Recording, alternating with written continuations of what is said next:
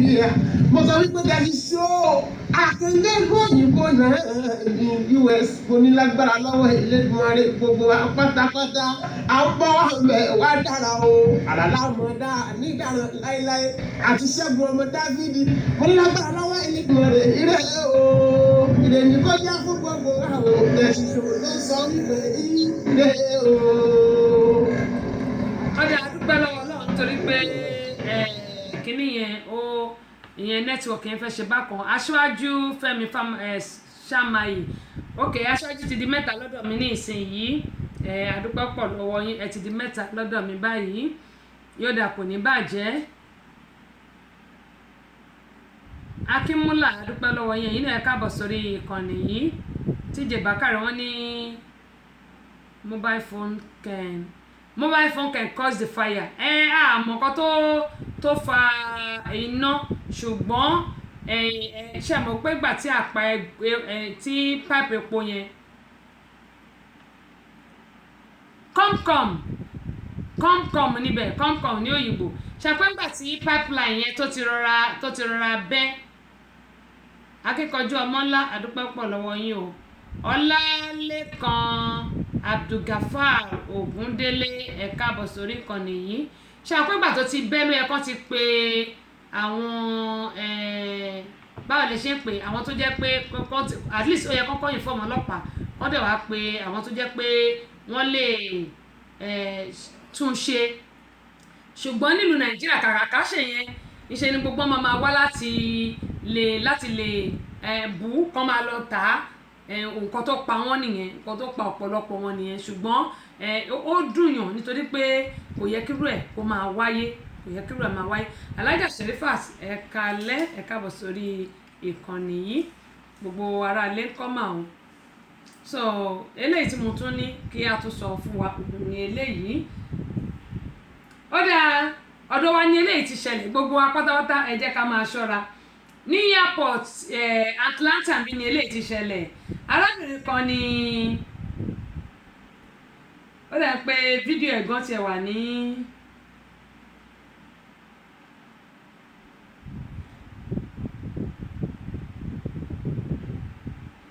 arábìnrin kan ni wọ́n mú ní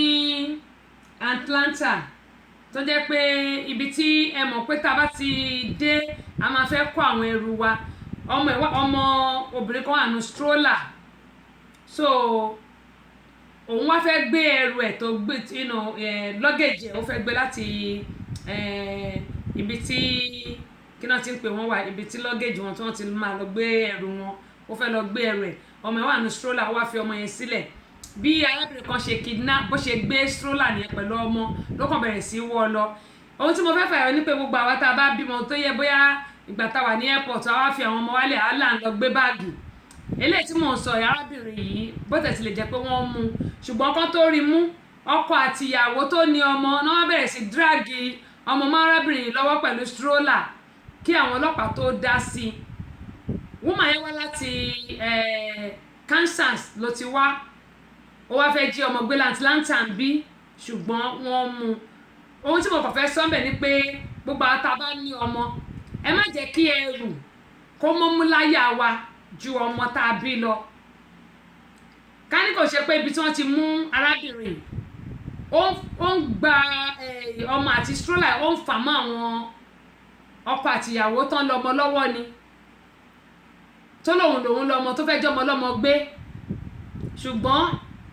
Ọlọ́run mú àwọn ọlọ́pàá kámẹ́rà dẹ̀ wà ń bẹ̀ kò gbọ́mọdé bẹ̀ ṣùgbọ́n fẹ́ jí ọmọ yẹn gbé nígbà tó ń bèrè ọ̀rọ̀ lọ́wọ́ ó nítorí pé òun ò bímọ rí tó o bá bímọ rí you can adopt a child it's not a sin in adopting gbogbo akọ́lá máa bímọ gbogbo akọ́lá máa lówó gbogbo akọ́lá máa kọ́lé ikú nìkan ló máa kárí gbogbo akọ́lá máa rọkọ̀ gbogbo akọ́lá máa joyè ṣùgbọ́n ikú ló máa kárí gbogbo ẹ̀dá láyé yìí kú lópin ẹ̀dá ló wá ní ètò pé òun ò bímọ rí tó bá bímọ rí ṣò lè lọ adopt ni ṣé IVF now tí IVF ò bá dẹ̀ work tó bá lówó ẹ̀ lọ adopt foster wà ń bẹ wá ṣe foster care ọmọ ẹ náà ni because you have to sign for it but gẹ́gẹ́ mo yín bá yín sọ lọ́wọ́lọ́wọ́ 10 years imprisonment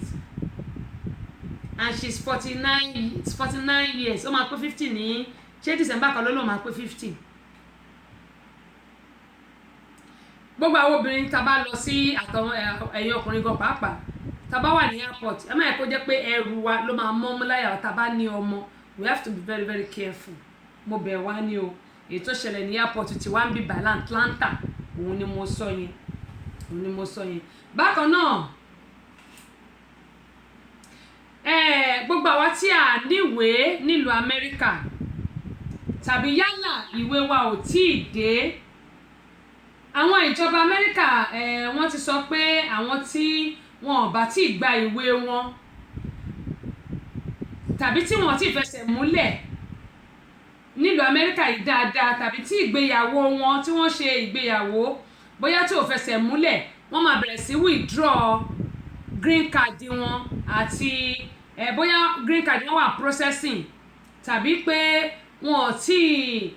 tíì fún wọn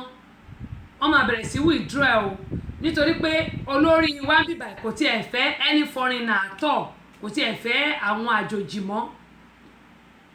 ìgbésẹ̀ tí wọ́n náà ń gbé òun leléyìí mò ń bẹ̀ wá torí Ọlọ́run ìwọ ọkọ tó bá yẹ pé bóyá obìnrin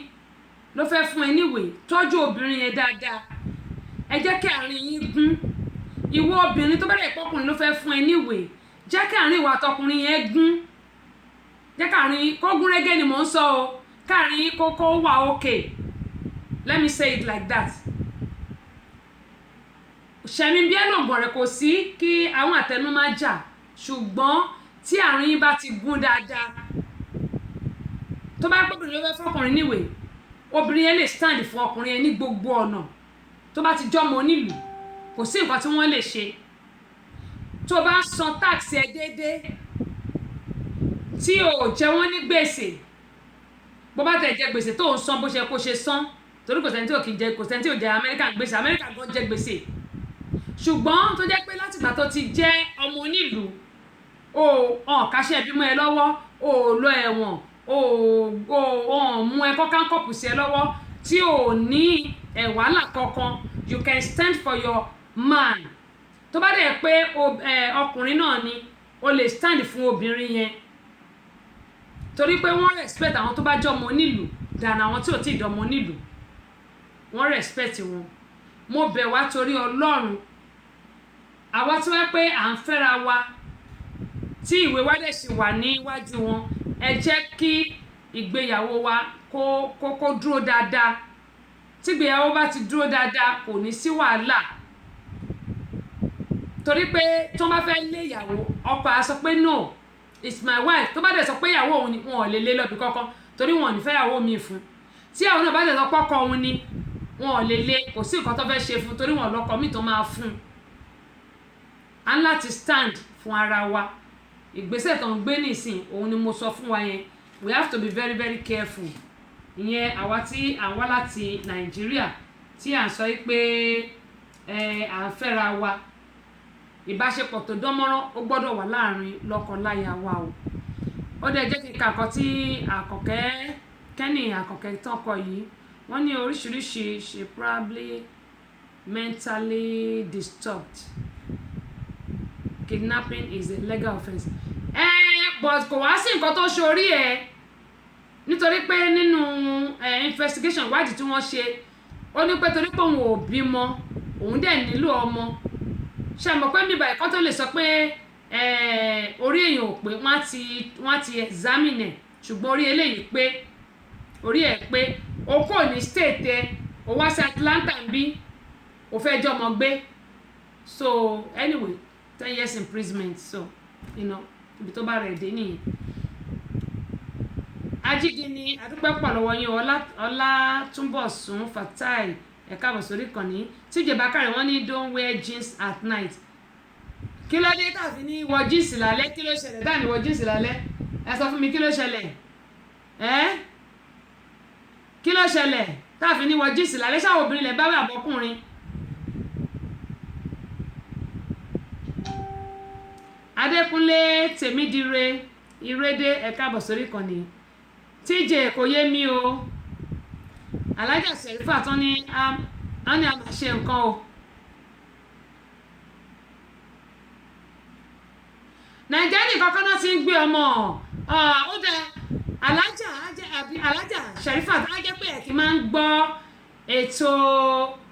Tèmítọ́pẹ́ nìbàdàn ní oní Amúlùdún FM 99.1 tẹ́ bá ń gbọ́ ètò Tèmítọ́pẹ́ tẹ́ bá dẹ̀ tún bóyá àti tẹ́ bá tún miss àwọn ètò mi kò ń ṣe nàìjíríà nìkan náà ti ń jọmọ gbé o nàìjíríà nìkan kọ́ ó kàn ń pé bí báyìí you can't get away with it. ní Amẹ́ríkà when you do something you can't get away with it. You can only hide but you can't run because they will definitely cut you. ṣebí kan ni mo sọ kẹ́ tó wọlé yẹn mi mo bóyá ti wọlé tí mo sọ àwọn tó ń jọ káàkiri obìnrin yẹn àwọn ọkùnrin méjì ṣe náà ṣe ṣàkàṣàkà but wọ́n béèrè pé kó describe wọn ṣùgbọ́n obìnrin yẹn ò mọ bó ṣe rí ká ló lè fún wọn ní sketch wọn ni wọ́n máa mú wọn but kò lè júwe bó ṣe rí kó lè sketch wọn òun nìyá ṣe jẹ yẹn gbé ṣùgbọ́n ká ló bá lè júwe bí kan ṣe rí inú wọn ni wọ́n á mú wọn. òun ló fi jẹ́ pé America when you do something over here you can't get away with it àfi tó bóyá kán tó tètè mọ̀ tó ti sá lọ tó bá lè sá lọ tó yẹ pé within America ló wà wọ́n máa mú ẹni ṣá mi wàá lè jiyàn tó bá sá lọ another country o tó yàtọ̀ sí America ṣùgbọ́n gbogbo wà ní America dẹ̀ ní tó bá ti ń ṣe nǹkan wọn máa wù ẹ́ obama wàá ti máa ṣe ẹlòmíì á ti jẹ́ kó ṣe apọ́dún mẹ́wàá kó tó ṣe mú ẹlòmíì ọdún márùn ẹlòmíì wọ́n á ti mọ̀ kó ṣe nǹkan yẹn wọ́n lè má mú ṣùgbọ́n wọ́n bá máa ń bá ẹ̀ lẹ́ẹ̀kan oṣù báyìí ni bọ́rọ̀ Amẹ́ríkà ṣe rí nìyẹn. Emmanuel Windex welcome on board good evening how you doing. Fẹ́mi Dáramọ́lá Akínyìn o ẹ káàbọ̀ sórí ìkànnì. Rótìmí Adéṣẹ́gun adúpàdúpẹ̀ pẹ̀pẹ̀ ẹ bá mi ṣe fídíò yìí. Káyọ̀dé Ọláyínká ẹ̀yin náà ẹ káàbọ̀ sórí ìkànnì yìí. Alájà Sherifat wọn ní ẹ kó ètò Ọlọ́run ní ṣètò ẹ̀. So gẹ́gẹ́ bí mo ṣe ń sọ lọ Alájì Mutiu ẹ̀yin náà ẹ káàbọ̀ sórí ìkànnì yìí. Gẹ́gẹ́ bí mo ń sọ lọ kí Ọlọ́run Olódùmarè kó ṣáà àwọn obìnrin lẹ́ni ká má wọ jíǹsì. Àbí jíǹsì gan ẹ mọ̀ pé lásìkò summer tá a wà yìí kí wọ long jeans short one là ń wọ̀ àbí nítorí eléyìí tó sọ pé òun wọ́ ọmọ. Wọ́n ní women should not wearing jeans when you are sleeping with your husband. Okay, kí ni ìdí why not olórí Ọmọníyì akúnáwó sátidé o lágbára Ọlọ́run àṣe ìṣètúnṣe wọn á tún ṣe mí o wọn á ṣe 70 wọn á ṣe 80 wọn á ṣe 90 wọn á ṣe 100 nínú ọlá ńlá ìgbéga àlàáfíà bí ó ṣe rí nù ẹkúnáwó lágbára Ọlọ́run àmọ̀rí yín bá o ẹ̀yin náà ẹ̀ sì jèrè àwọn ọmọ yín o. Ó dáa kí ni ìtẹ̀sọ́ pọ́bìnrin ò gbọ́dọ̀ wọ jeans tí Jẹ̀bákàrẹ̀ torí pé ó sùn sọ́dọ̀ ọkọ ẹ̀. Ẹ̀yin ọkùnrin ẹ̀yin náà ẹ lọ ra àwọn good night wears tó dáa fún ìyàwó yín ṣé àwọn pa àwọn kan àtẹ́pọ̀ máa ń so lẹ́gbẹ̀ẹ́ ẹ máa ń pe pátá olókùn tẹ́pẹ́ ẹ bá ti fà lọ́wọ́ kan báyìí ó máa ra tún wọ́n rán wọn ní ẹ bá ti fà lọ́wọ́ kan báyìí máa tún wọ́n rán wọn ní ẹ̀yin náà lọ ra yẹn fún àwọn ìyàwó yín náà tẹ́ bá ti rà á tẹ̀dẹ̀ ra ṣé mọ àwọn sleeping wear yẹn tó jẹ́ pé amúṣẹ́yá apá kékèké lónìí kò ń ṣamless o apá yẹn tí ń rí báyìí ni tẹ́ bá ra fà báyìí tẹ́ ra fà báyìí tóun náà ṣe báyìí sí inú yín máa dùn ní ìyẹn ní káyìn náà lọ́ra fún àwọn ìyàwó yín. pásítọ̀ dáadáa àti jẹ́ ẹlẹ́rìí yó ẹ̀yin náà lọ́ra fún ìyàwó yín bẹ́ẹ̀ bá ti fẹ́ kó wọ jíǹsì sùn ẹ̀yin ọkùnrin tẹ́ bá ń kọ̀m̀pléènì ẹ̀fẹ́ kọ́bìnrin wọ jíǹsì sùn ẹ̀yin náà lọ sọ́jà kẹ́ra àwọn pátá olókùn tó ń so lẹ́gbẹ̀gbẹ́ ẹ̀kànra tú báyìí ni ẹ̀mẹ́lẹ̀ ẹ̀kànra fà báyìí ni kí ló fi ń ṣèyàn bọ́bìnrin ò bá mọ̀ bọ́bìnrin ò bá kí ló ń pa yín lẹ́rìn bọ́bìnrin ò bá ti mọrú ẹ̀yin náà lọ sọ́jà ó wà dáadáa láì mọye àwọn ọkọ lèmi ti takùbọ̀ ó kàn pé mo ti ta tọ̀dọ̀ mi tán ni kí ló ń ṣe yín láwọ̀ tí ó jọ̀lọ̀ ẹ̀yin ọkùnrin gan ló yẹ kẹ́ máa tọ́jú àwọn ìyàwó yín jù àsìkò sọ́mà yìí ó yẹ kí ara wa báyìí ká máa fara nura ni ṣùgbọ́n àsìkò tútù gan ká máa fara nura ni ṣùgbọ́n ń gbò jẹ́ pé ẹ̀yin ọkùnrin gan àpà kọ́ ló ń ṣàánú yín ni àti ra àwọn nǹkan yẹn fún ìyàwó yín báyìí ẹlòmíì iṣẹ́ ló jẹ́ kí n má sọ nǹkan mi iṣẹ́ ló jẹ́ ẹ̀fẹ̀ kó wọ jíǹsì ẹ̀yin náà lọ sọ́jà kẹ́ lọ rà á fún tẹ́ bá ti rà á fún bí ò bá wá wọ̀ that's another thing ṣùgbọ́n tẹ́ bá ti rà á fún nǹkan tẹ́ bá rà fún dandan kó wọ̀ náà ẹni because of it ṣé nítorí ẹ̀ mo ṣe rà ó yà náà á dẹ̀ wọ̀ fún yín ẹ wọ ẹ má jà àjọ ó dáa mo máa ń sọ pé orí ètò yín ètò ni ètò gbọ́ apáta Ara Kenge òun náà ni ẹ wà yìí láti lè ṣe Tẹ́sí Show rédíò and tẹlifíṣàn náà níbi tí a ti ń dára wa lẹ́kọ̀ọ́. Ara Kenge lẹ́tọ̀ ètò ní Ara Kenge.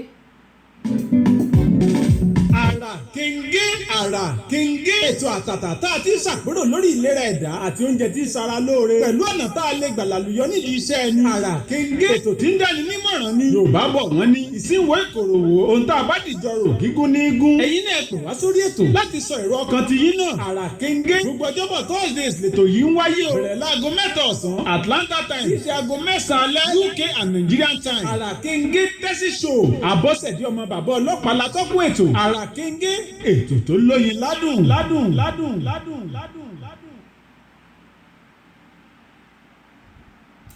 Mo ní àwọn kọ̀ọ̀kan tí mo tún fẹ́ fi wọ̀n wá ṣùgbọ́n ká tó lọ síbẹ̀ yẹn mo bọ̀ náà. Ètò Tẹ́sí Show àwọn ọmọdé ò lè máa gbọ́. Àwa ọ̀dọ́ náà ò lè fi ṣeré. Yèyé Agbáṣàga ọba obìnrin olùṣètò a máa ń gbádùn ẹ̀ gan. Tẹ́sí Show ìyálóde amúlùúdùn àwa àgbàlagbà gan ààyò ètò rẹ̀ là wá. Tẹ́sí Show ambassador rédíò amúlùúdùn rìnsólẹ̀.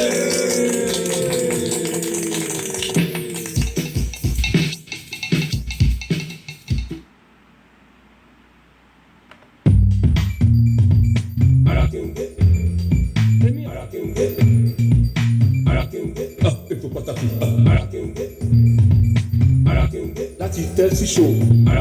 rédíò and tẹlifíṣàn ìyálóde amúlùúdùn ambassador amúlùúdùn òun la tọ́kùn ètò yẹn ètò ìdùn jọ máyì kúrò jọ Tẹ́sí Show wa yìí jọ ẹ̀mẹ́ láti sáré mi kò má pọ̀ jọ èmi kò jẹ́ jọ kí wọn náà má gbọ́ èmi náà kò jẹ́ wà jọ kó pèsè lọ́gùn lẹ́kọ̀ọ́ sí mo ti fẹ́ gbọ́ kí ni ẹ̀ lẹ́kọ̀ọ́ sí. Ara Kenge.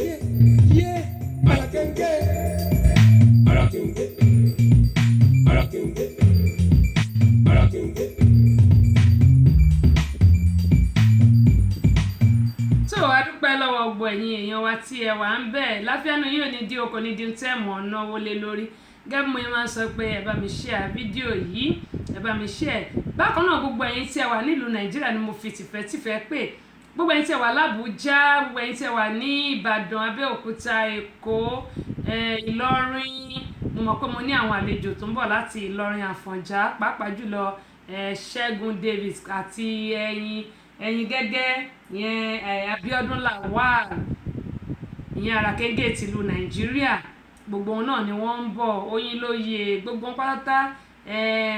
ọmọ general mo mọ̀ pé ẹ̀gbọ́n mi Òjò Pàgógó gbogbo wọn pátápátá Àṣàbí Ọ̀jẹ̀ bàbá wa Ọlátúnbọ̀sún àwọn ẹlẹ́bùn bọ́ mo mọ̀ pé gbogbo wọn náà máa wà ní ibi ayẹyẹ ìfilọ́lẹ̀ ábọ̀mù wa kẹ́mọ̀ yẹn sọ pé ẹ jẹ́ kí a jọ pàdé ní on the 28th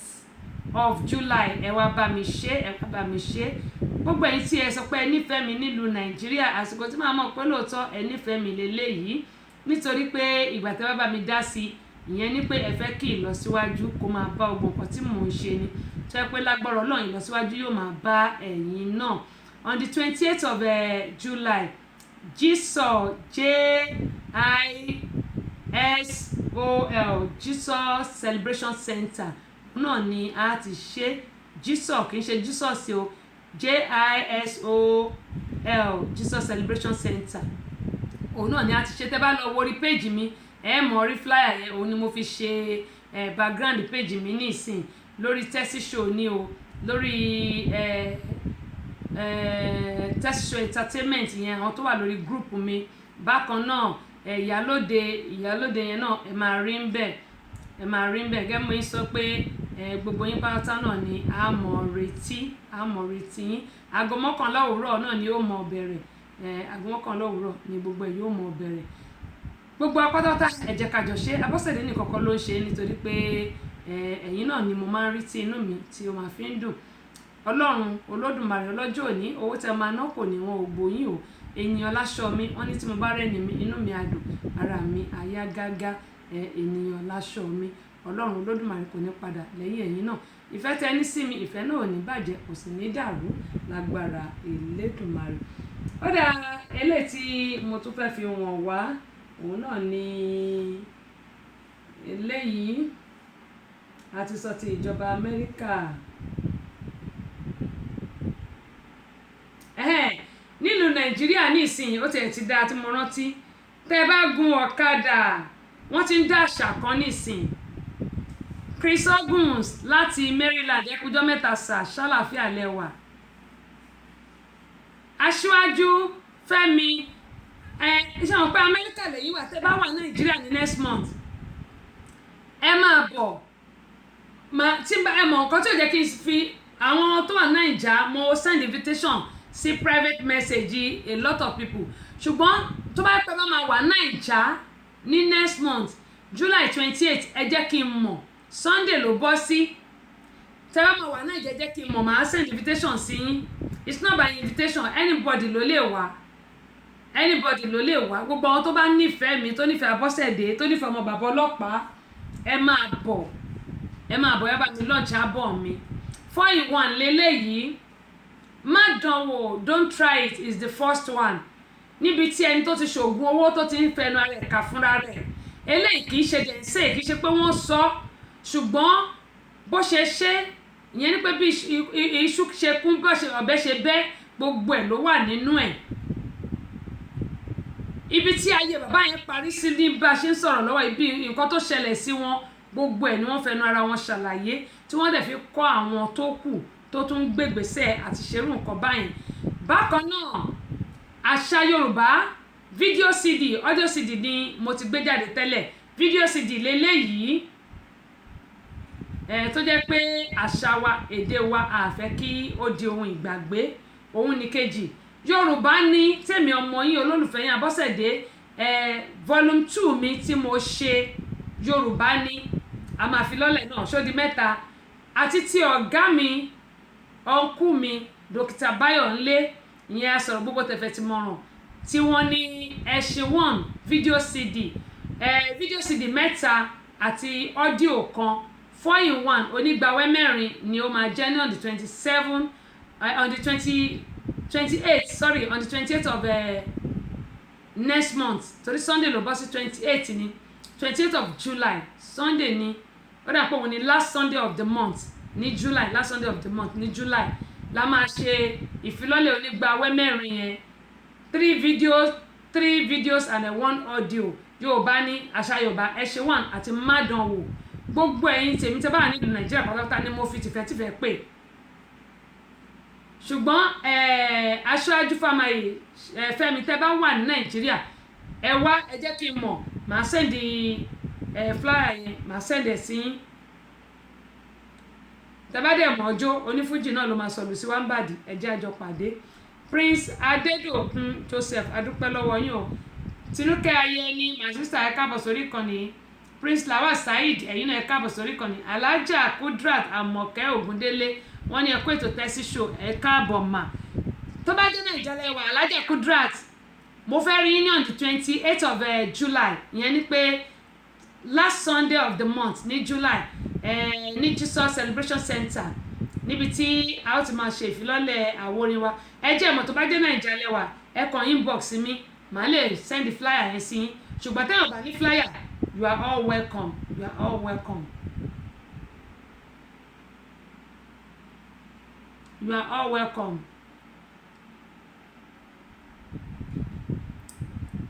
Ọ̀dà Aṣáájú Fẹ́mi wọ́n ní it is a sin for women to wear anything going to bed I don't know lọ́dọ̀ tèmi kì í ṣẹ̀ṣẹ̀ ṣùgbọ́n lọ́dọ̀ ẹ̀yin ọkùnrin depend onímọ̀ sọ pé ọkùnrin mi wà tẹ́ pé kì í fẹ́ kí ìyàwó òun wọ̀ kankan tó bá fẹ́ sùn ó máa ń fẹ́ kó máa jọ fi ara kanra which is good ó depend lórí ẹ jẹ́ kí n sọ pé ó depend lórí oníkálukú ọkọ mi wà tó yẹ pé a kò fẹ́ kí ìyàwó òun wọ̀ nǹkan tó light ẹlòmíì kò ní fẹ́ kó wọ̀ nǹkan kan rárá ẹlòmíì ó lè jẹ́ underwear lásán ló máa ní kó wọ̀ depend bóńgà kò ṣe ṣe nulẹ̀ ọ̀tọ̀ọ̀tọ̀ so èyí tó bá pẹ́ tiyín èyí tó bá jẹ́ tiyín bẹ́ẹ̀ bá ṣe ń ṣe lé yín ẹ mọ̀ ẹ̀yin lẹ́mọ̀ so ṣùgbọ́n obìnrin wọ nǹkan kò wọ nǹkan òṣèlú káṣà àti sùn ká ti jí ní enterprises bó bá ṣe wọ oníkàkùn nínú ilé ẹ̀ a lè ní kóbìnrin máa wọ nǹkan kan kó tó sùn depend on the husband and depend on the woman. Ọlọ́wálé Ismail adúpẹ́ lọ́wọ́ yín o Ìdòwú Kúyọ̀rọ̀ adúpẹ́ alájà Dublin lẹ́wà wow Dublin gbogbo ara Dublin kan ó tiẹ̀ dá because mò ń gbégbèsè láti wá sí Dublin nǹkan tí màá ṣe nìyí màá contact yín nítorí pé mo ní àwọn èèyàn ní Dublin ibẹ̀ náà ni Àkànkẹ́ Kẹ́hìndé kẹ́yìn ibẹ̀ náà Dublin àwọn náà wà mo ní àwọn èèyàn tó pọ̀ díẹ̀ ní Dublin tó yẹ pé tí n bá máa wá síbẹ̀ àmì máa jẹ́ kẹ́ ẹ mọ̀ mà torí pé mo ti ń gbé ìgbésẹ̀ lórí àti wá sí Dublin láti wá launch album mi ṣùgbọ́n máa jẹ́ kẹ́ ẹ mọ̀ bá ṣe ti Nàìjíríà tán la máa mọ ibi tó kàn máa jẹ́ kẹ́ ẹ mọ̀ ẹ ṣé mo dúpẹ́ mà ó dá ilé tí mo ní mo tún fẹ́ fi wọ̀n wá kó tó di pé àmọ́ tún tẹ̀síwájú gbogbo àtàn travel eléyìí mo fẹ́ ní pé kí n gbé sórí péjì mi tẹ́lẹ̀ ní ṣùgbọ́n ẹ jẹ́ nǹkan fi wọ̀n wá ṣé ẹ mọ̀ yí pé mo sọ́ngbà kan tí mo ní pé tá a bá lọ́ọ̀kì báàgì wa a máa rò pa lọ́ọ̀kì ẹni we don't lock it a ń láti ṣọ́ra tá a bá ń travel àwa tó jẹ́ pé oríṣiríṣi nǹkan la máa ń dì sínú check-in luggage wa ẹ ṣé mà check-in luggage wa a ń láti ṣọ́ra pẹ̀lú àwọn kan tá a máa dì síbẹ̀ èmi máa ń sọ pé tá a bá ní bóyá mi ní laptop èmi ní iPad àwọn fóònù tá a fẹ́ kó lọ sílé we can put it in our bag in our purse ṣùgbọ́n àwọn check-in luggage wa aṣọ àti bàtà nìkan ní ká jẹ́ ká máa kó síbẹ̀ ṣùgbọ́n àwọn valuable things tá a mọ̀ pé sísà mi Aródeyọ̀ ẹ káàbọ̀ sórí ìkànnì yìí ṣùgbọ́n àwọn nǹkan tá a mọ̀ pé èmi ní laptop wa ní o èmi ní iPad torí àwọn tó jẹ́ pé àlè ṣe ká bá lo irú nísìnyìnṣẹ́ tèmi nìyẹn tàbí bóyá àwọn ta ní small mixer tá a máa ń lò tá a bá lọ sóde torí àwọn kan wà tó pọ́ máa ń gbé mixer lọ Nàìjà láti bíbà èmi ṣẹ̀fẹ̀ gbé tọ̀dọ̀ mi lọ ní eléyìí tí máa lọ but mi mọ̀ bóyá máa gbé lọ so a lè gbé sínú hand luggage wa because we can do that wọ́n máa scan tó bá dẹ̀ ti scan á rí pé kó wa máa bàjẹ́ ìyẹn ni pé kí nǹkan bá máa damage la ṣe gbé sínú hand luggage but we have to be very very careful ẹ wo eléyìí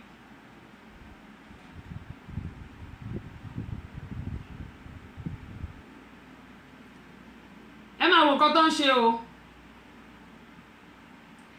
ṣẹ́rí inú cargo inú plane lélẹ́yìí ṣàmọ́ pé tí a bá máa wọnú plane a máa jókòó tí ká tó wọnú plane a máa jókòó ìyẹn ni pé wọ́n á ní plane ò tí ready kó tó di pọ́n máa bẹ̀rẹ̀ sí pè wá ṣe pé àwọn ẹrù wa ti máa lọ àwọn tó máa ń gbé ẹrù tó máa ń cargo tó máa ń gbé kò ń ṣe àwọn tó ń ṣe cargo àwọn tó máa ń gbé ẹrù wa lọ sínú kí wọ́n ti pè nínú plane ẹ̀wọ̀n kan tó ń ṣe ẹ̀wọ̀n kan tí bọ̀bọ̀ yẹn ń ṣe eléyìí tí bọ̀bọ̀ yìí ṣe yìí ó yẹ kán arrest ẹ̀ because nǹkan kan wà irúgbà tèmi gbé laptop mi sínú check-in luggage mi tí mi ò tí ì mọ̀ ń gbà yẹn àwọn ọ̀dọ́ wa ń bí báyìí lọ́dọ̀ wa ń báyìí tiẹ̀ ṣì dá tí wọ́n máa já lọ́ọ̀kì yẹn ni tí wọ́n bá dẹ̀ já wọ́n wá fi kíní TSA àwọn TSA wa ni wọ́n á fi sí i pé àwọn check báàgì ẹ o bọ̀ tó máa ba lọ́ọ̀kì yẹn jẹ́ wọ́n á ní àwọn check báàgì ẹ o ìdí tó dẹ̀ ṣe check ẹ gbogbo ẹ̀ náà máa fi síbẹ̀ ṣé eré tí máa yìí ń ṣe yìí èyí tó ń ṣe yìí mo ṣe máa fi wọn yín lórí Instagram àtòrí YouTube o ṣé eré tí máa yìí ń ṣe yìí ẹ wò ó ẹ rí pé ṣe ni ṣe rí pé ó tún zip yẹn ni kò kọ́ kọ́kọ́rọ́ yẹn o pen ló fi ṣí zip yẹn ṣe rí pé ó ti wọ́ padà bó ṣe wọ́ padà ẹni tó ní báàgì yìí kò lè mọ̀ pé wọ́n ṣí rárá ẹni tó ní báàgì yẹn kò lè mọ̀ gbogbo àwọn báàgì tí wọ́n ṣí àwọn tó ní wọn lè mọ̀ pọ́n ṣí rárá wọ́n dẹ̀ ń tú àwọn báàgì yẹn ní kọ̀ọ̀kan meanwhile àwọn èèyàn tí ì wọnú plane wọ́n sì wà ní ìbọn náà máa ń wà náà plane kí lẹ ti máa ń pè Concorde ibi tó yẹ kó ti máa bá wọnú plane gangan ṣe rí gbogbo ẹrù àwọn èèyàn nǹkan tí wọ́n ń ṣe nísìnyí nìyẹn wọ́n máa tú ẹwò ṣe rí pé ṣe rí ibi tó ti ń kó àwọn ẹrù yẹn lọ sínú plane lélẹ́yìí ṣe bẹ́ẹ̀ rí ẹrí màá yẹn ibi tó ti ń kó àwọn ẹrù yẹn sínú plane meanwhile àwọn èèyàn sì jáde àwọn èèyàn sì wà ní ibi tó máa ń jókòó sí ẹ jẹ́ kí n fi wọn àwọn tó wà ní ẹwò àwọn ẹrù yẹn ni wọ́n kó àwọn ẹrù yẹn sínú plane ẹ jẹ́ fi wọn tó wà lórí Instagram so wọ́n kó àwọn ẹrù yẹn sínú plane but what they do now is wọ́n kàn máa mú pen wọ́n á kì bọ́nú zip wọ́n la zip yẹn wọ́n wá máa tọ́ bọ́nú gbogbo ẹrù yín anything tẹ́ bá kó síbẹ̀ gbogbo ẹ̀ náà máa rí eléyìí tó bá ti wá ṣe tán wọn ní jálọ̀kì yín o àwọn á zip ẹ̀ padà nímọ̀ pé wọ́n débẹ̀ nímọ̀ pé wọ́n débẹ̀ rárá nímọ̀ pé wọ́n dé ibẹ̀ ṣùgbọ́n tó bá pa àwọn TSA tí wọ́n ń bì báyìí tí tó bá tún báàgì yín wọ́n máa dé lọ́ọ̀kì yẹn wọ́n á dẹ̀ fi reason wọ́n á fi form síbẹ̀ wọ́n á ti type sínú form yẹn pé reason táwọn ṣe já báàgì rèé o ní àwọn TSA ti wá wọ́n á sọ reason tí wọ́n ṣe já báàgì yín wípé nǹkan báyìí náà suspect bóyá gbà tán scan ẹ̀ wọ́n wá rí laptop àbí anything bẹ́ẹ̀ wọ́n á sọ pé that's the reason tí àwọn ṣe já báàgì yín gbogbo nǹkan tẹ́ bá dẹ̀ kó síbẹ̀ ẹ máa bá ń bẹ̀ padà ṣùgbọ́n in this case kò rí bẹ́ẹ̀ kéèsì eléyìí wọ́n dìídì fi pen ni wọ́n tì bọ̀ tẹ́ bá ń wò dáadáa báyẹn pen ni wọ́n tì bọ̀ wọ́n open ẹ̀ wọn ò gé lọ́ọ̀kì yẹn wọn ò ṣe wọn kan ìgbà tó dẹ̀ mú nǹkan tó máa mú tó wọ nǹkan tó máa wò tán bẹ́ẹ̀ ó dẹ̀ fà padà ó dẹ̀ zip so ẹni tó ní á ṣí lọ́ọ̀kì yẹn á fi pé bóyá bóun ṣe kó kinní òun síbẹ̀ lòun ṣe bá òun ni mo ṣe ń sọ ẹ̀ṣẹ̀ rí kò gé lọ́ọ̀kì yẹn rárá o lọ́ọ̀kì yẹn nìyẹn o ẹ máa wò sí ló tún máa fa lọ́ọ̀kì yẹn padà ó máa fa lọ́ọ̀kì yẹn padà òun ni mo ń sọ fún wa pé anything ṣe rí kò ti fa padà so tá a bá ń travel we need to be very very careful tá a bá ń travel àwọn nǹkan tá a bá rí pé laptop wa ni fóònù ní bóyá extra phone irúgbà tí mo lọ létí mo ra extra phone fún àwọn ọmọ mi torí èmi lọ́mọ tó pọ̀ àwọn ọmọ tí mo bí wọ́n lé 100 àti tó jù mí lọ àti tí mo jù lọ wọ́n tó 100 ṣùgbọ́n kì í ṣe 100 phone mo rà lọlé o ṣùgbọ́n àwọn bá fóònù tèmi kó lọ sílé torí tá bá ti ní àwọn use phone báyìí máa ń kó lọlé kò sí nǹkan tó fẹ́ fi ṣe àwọn èyí tí mo kó lọlé inú báàgì mi ló wà handbag mi ni mo kó sí ìgbà tí mo ti kọ́kọ́ ṣe ìkọ́ bẹ́ẹ̀ tí mo ti gbé laptop mi tèmi ń lò gangan tí mo gbé sínú checking bag mi tí wọ́n ti gé